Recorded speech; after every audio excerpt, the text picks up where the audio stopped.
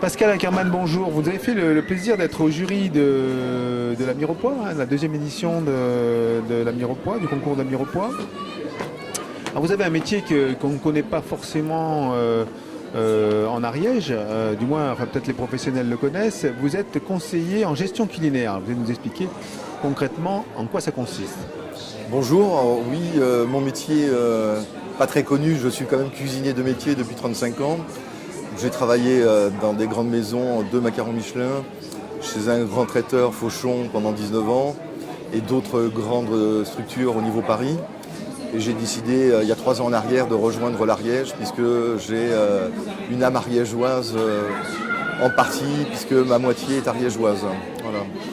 Et j'ai donc décidé de mettre mes connaissances et mes acquis au service des autres, dans la mesure du possible. Disons que dans le cadre de la société que j'ai créée, je propose 3 axes.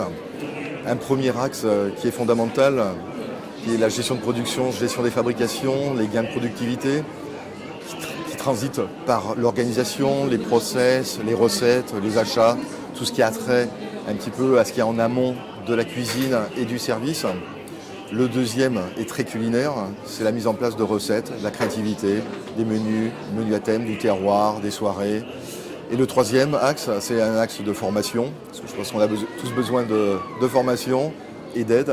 Donc il regroupe un petit peu le culinaire et la gestion culinaire, c'est-à-dire la gestion d'une entreprise dans tous les métiers de l'alimentaire. D'accord. Donc vous avez des clients un peu partout dans la région Midi-Pyrénées ou même en France, des grands groupes, des petits groupes. Est-ce que vous travaillez en local Alors principalement en Ariège, dans la région Midi-Pyrénées et à quelques pas d'ici, le Saint-Maurice que j'ai aidé à réouvrir juste avant la saison d'été. D'accord, donc donner un conseil pour réaliser une carte, gestion de la salle, gestion du service. Comment ça concrètement, vous pouvez donner quelques exemples? Oui, alors la gestion de la carte et des menus se fera dans un deuxième temps puisque c'était juste avant le début de la saison, on ne pouvait pas tout modifier par rapport au chef, mais ça a été l'organisation du service, les préparations, équilibrer un petit peu la carte et puis rendre la salle attrayante. Si vous vous baladez devant, vous verrez un guéridon avec des fleurs. Ce matin, il y avait un guéridon avec une offre petit déjeuner. Voilà, ce sont des idées que je leur ai soumises.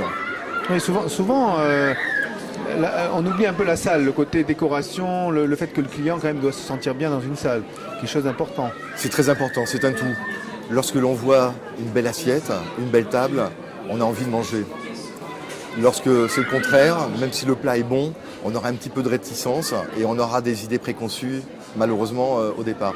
Donc je pense que l'environnement d'une bonne table, quand je parle d'une bonne assiette, c'est la table, le cadre et l'assiette. Alors pour faire le lien avec la journée et la semaine que nous venons de vivre sur Mirepoix, qui est Mirepoix met le couvert, quelle est l'importance des circuits courts dans votre proposition, dans votre analyse? Alors c'est très important justement. Moi je mets en avant le goût, l'origine du produit et vraiment le goût réel du produit. Une carotte du terroir aura beaucoup plus de goût qu'une carotte de supermarché. Sans dénigrer, il faut se rendre à l'évidence.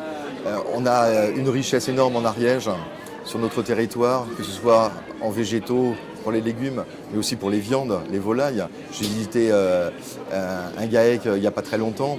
On s'aperçoit qu'on a une richesse énorme sur les produits du terroir qui n'est pas assez mise en avant.